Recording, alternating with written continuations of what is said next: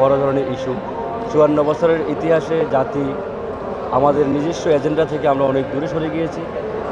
৫ই আগস্ট ছাত্র জনতার রক্তের বিনিময়ে যে আমরা নতুন বাংলাদেশ পেয়েছি, আমি মনে করি এই বাংলাদেশ বিনির্মাণে আমাদের রেলওয়েতে যেই ব্যবস্থাপনা রয়েছে সবার জন্য ছাত্র জনতা যে ঘটনাটা দিয়েছেন, উই ওয়ান্ট জাস্টিস।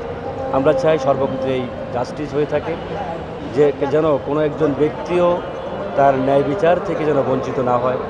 আর রেলওয়েতে আমরা শ্রমিক নেতৃবৃন্দ হিসেবে আমি বাংলাদেশ জামাত ইসলামীর শ্রমিক সংগঠন বিআরএল-এর কেন্দ্রীয় জয়েন্ট সেক্রেটারি বলতে চাই, রেলওয়েতে পর্যাপ্ত পরিমাণ নিরাপত্তা দিয়ে যাচ্ছেন রেলওয়ের উপদেষ্টা মহোদয় থেকে শুরু করে।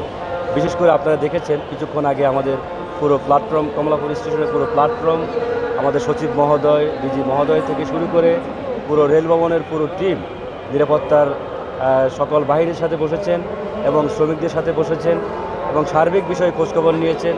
এবং গোয়েন্দা সংস্থা এখানে আছে, রেলওয়ের নিজস্ব গোয়েন্দা সংস্থা, জিআরপি আছেন, জিআরপি নিজস্ব গোয়েন্দা সংস্থা আছে এবং রেল কর্মচারীরাও সেখানে আপনার অধীর আগ্রহে তাদের কর্মগুলো করে যাচ্ছে। আশা করি সামনের দিনগুলোতে আগামীকালকে নিয়ে আশা করি কোনো ধরনের ব্যাড কোনো ইফেক্ট রেল অঙ্গনে পড়বে না বলে আমি মনে করি। এরপরেও যারা এই ঘটনাগুলো করতে চান তাদের উদ্দেশ্যে আমি বলতে চাই, এই সম্পদ, এই রেল, এই বাংলাদেশ আমার আপনার সকলের।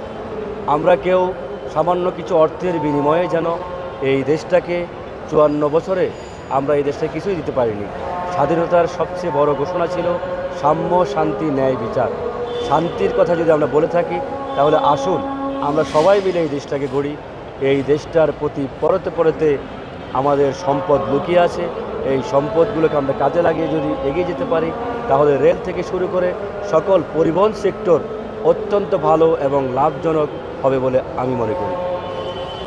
আমি আগামীকালকের রায়ের প্রতিক্রিয়ায় শুধু একটি জিনিসকে বলতে চাই, ফ্যাসিস্ট যারাই হবে আগামীতে তাদেরকেই বিচারের আওতায় আনা হবে এবং শেখ হাসিনাও তার বাইরে থাকবে। সবাই ন্যায় বিচার পাবে এবং রেলওয়ে অঙ্গনে কোনো ধরনের অপ্রীতিকর ঘটনা বরদাস্ত করা হবে না। সারা বাংলাদেশের স্টেশন মাস্টারগণ, বাংলাদেশ রেলওয়ে স্টেশন মাস্টার কর্মচারী ইউনিয়নের নেতৃত্বে সারা বাংলাদেশের মাস্টাররা সঠিকভাবে দায়িত্ব পালন করছে এবং করবে এবং কোনো অপ্রীতিকর ঘটনা ঘটলে সবাইকে নিয়ে ঐক্যবদ্ধভাবে প্রতিহত করা হবে।